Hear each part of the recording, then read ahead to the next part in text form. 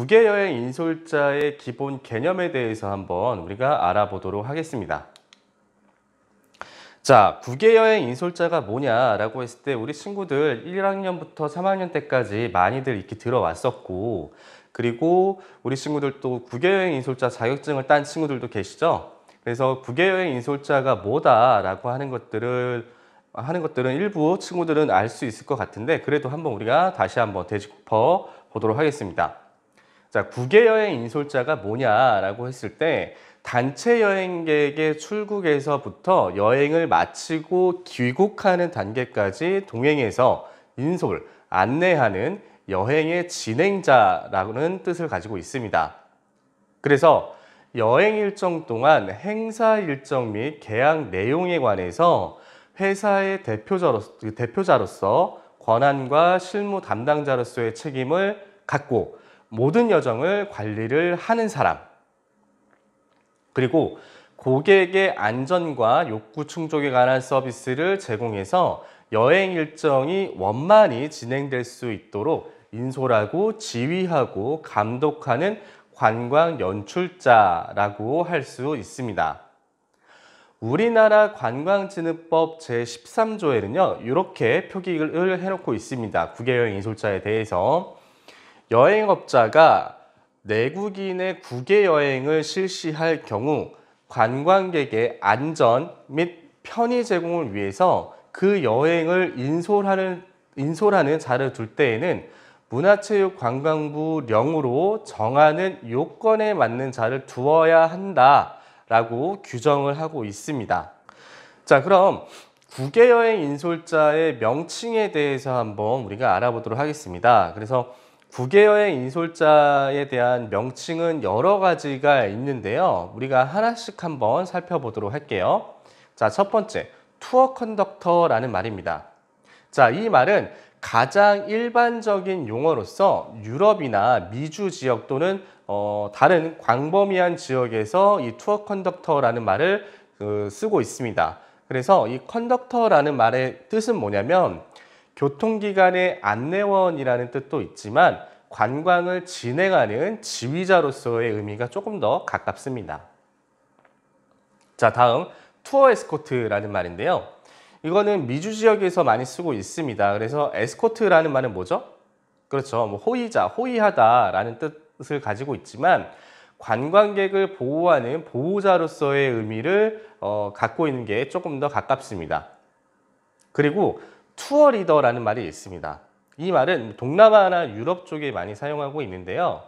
리더라는 뜻이 뭐죠? 그렇죠, 여러분들. 지도자라는 뜻이잖아요. 그래서 인도자, 지도자, 지휘자 뭐 이런 의미를 갖고 있습니다. 그래서 관광객에 대한 여행의 인도자의 역할을 강조를 하고 있습니다.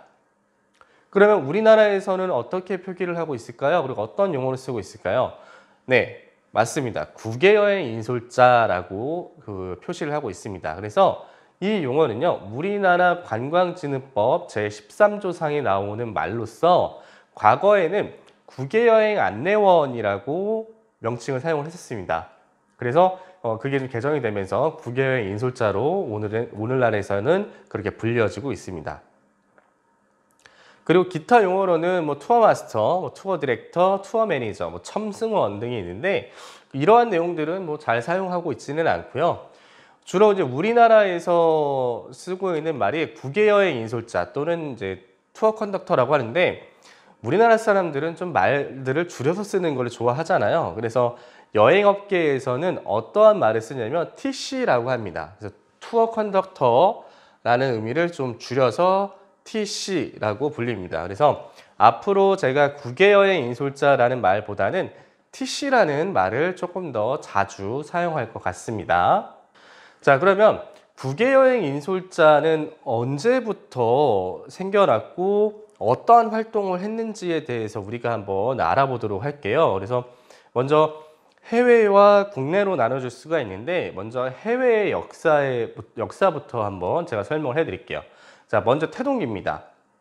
그 독일의 경제학자 그릭스만은 이렇게 이야기를 했습니다. 12세기에서 13세기경 중세 마르세유 지역 기업가들의 성지순례를 위한 여행 알선을 유럽 여행업의 시초로 보고 있습니다.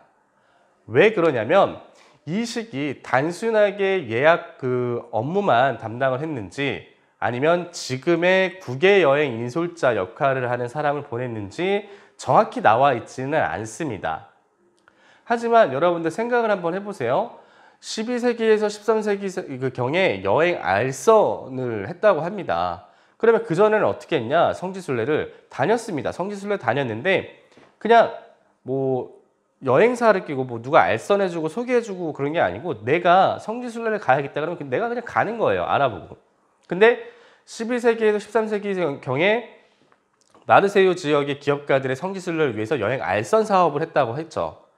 자, 그러면 그 당시에 그 기업가들을 데리고 성지순례를 가려고 하면은 많은 것들을 또 정보를 줘야겠죠. 그래서 당시 낙후된 교통 상황 및 여행 환경 등을 보았을 때 이윤을 목적으로 여행 알선을 했다라고 하면 어떻게 당연히 책임을 지기 위해서 소속 여행 안내자를 동행시킬 가능성이 굉장히 크다라는 거죠.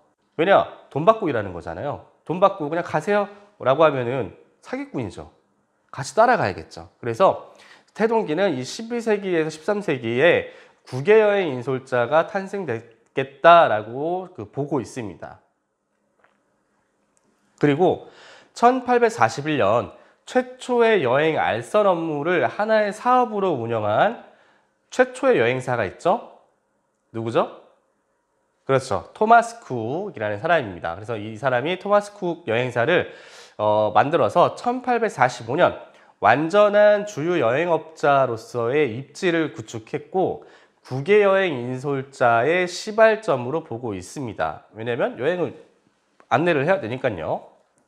자, 그래서 외국의 여행업체는 영국과 미국을 제외한 나머지 나라는 좀 독특한 게 있는데요.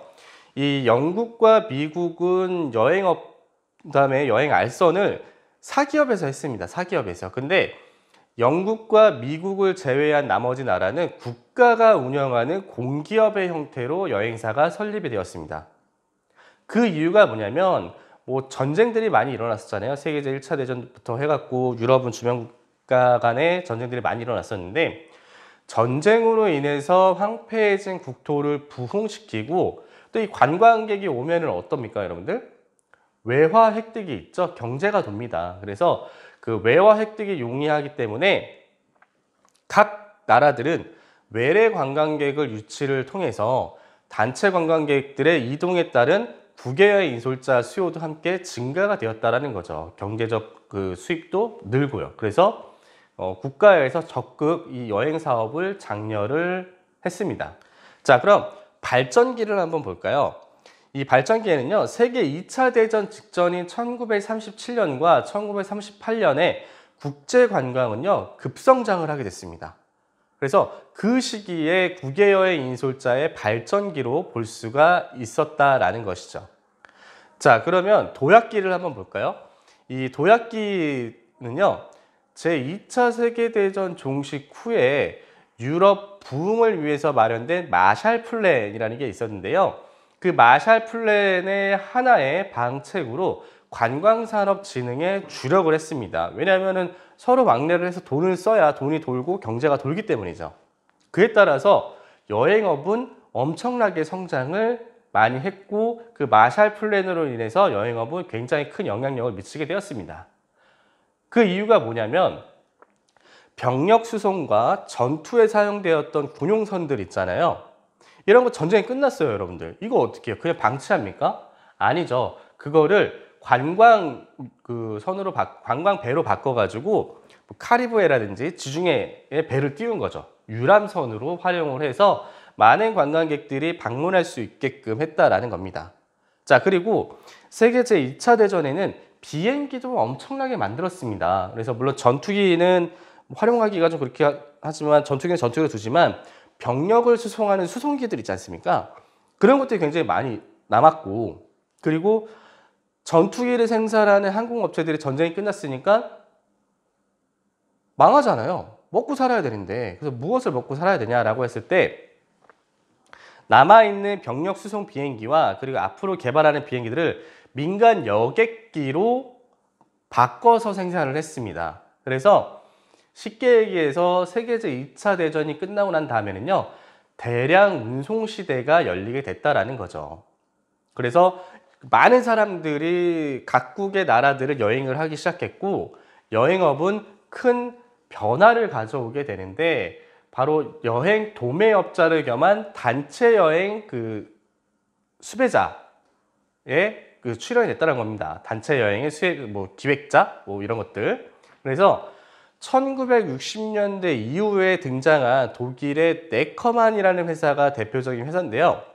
이 네커만은 통신 및 카탈로그를 통해서 여행 상품을 판매하고 홍보를 하기 시작했습니다. 그리고 주로 전세기를 이용해서 저렴한 여행 상품을 판매를 하게 되었던 거죠. 그래서 1979년 약 120만 명의 여행객을 송출하는 성과를 보이기도 했습니다. 그래서 이 시기를 국외여행 인솔자의 활동에 있어서 가장 활발했던 시기라고 보고 있습니다. 자, 그러면 국내는 어떻게 되냐 한번 보도록 할게요. 자, 국내는요, 일단은 여행업의 시작 시기부터 좀 봐야겠는데요. 1912년 일본 여행업회 조선지사가 우리나라에 생겼는데, 이거는 여행업이라고는 할 수는 없습니다. 왜냐면 주로 일본 사람들이 한국 방문할 때 여행에 관한 편의를 제공을 했었고, 조선 사람들이 해외로 나가거나 그런 것들을 관여를 하지 않았었고요. 그래서 1945년 우리나라가 일제로부터 해방이 된 다음에 일본 여행업회 조선지사가 재단법인 대한여행사로 바뀌어서 창립을 했습니다. 그래서 이 대한여행사가 우리나라 여행업의 시초라고 볼 수가 있습니다. 자, 그러다가 1960년대 세방여행사가 설립이 되었는데, 우리나라 국제여행업의 시작이라고 볼 수가 있습니다. 그래서 이 시기 여행업의 특징을 보면은 관광을 전공하는 사람이 여행업을 창립하거나 그런 게 아니고요. 운수업체들 있잖아요. 버스라든지 배, 이런 운수업체들이 여행업에 진출을 많이 했습니다. 그래서 또 국가 차원의 배려로 여행업의 기반 조성 및 인바운드 여행업의 비중이 높았습니다. 자, 여러분들 인바운드 여행업 뭔지 아시겠죠? 외국인들이 국내로 여행 오는 거를 인바운드라고 하죠. 그래서 국가 차원에서 인바운드 여행업을 활성화시키기 위해서 적극적으로 장려를 했다라는 겁니다.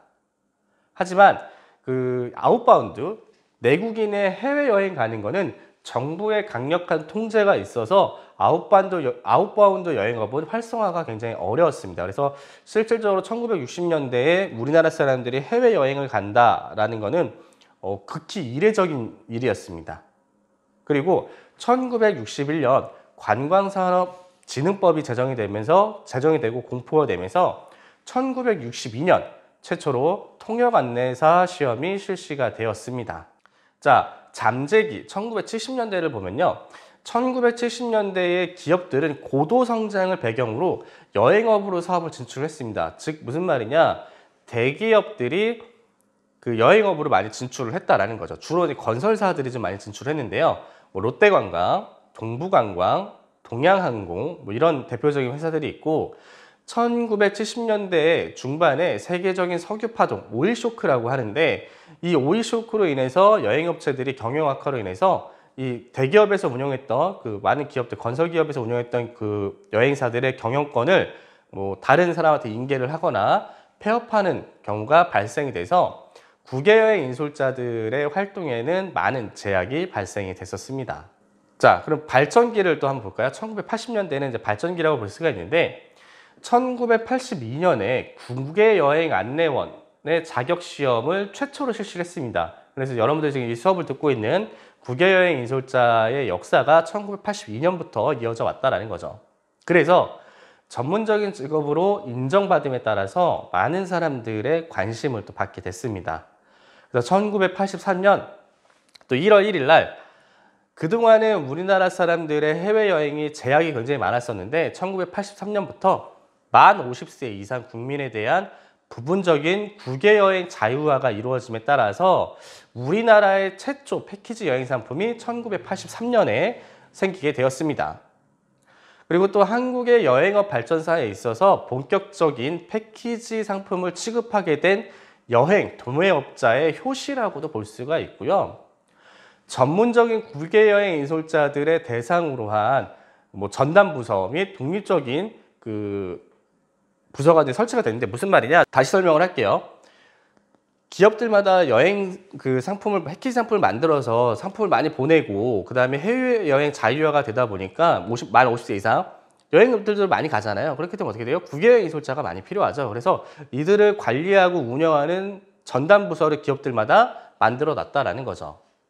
자, 그리고 1986년 개정된 관광진흥법에 따라서 국외여행 안내원과 통역안내사를 관광통역안내사로 단일화를 시킵니다.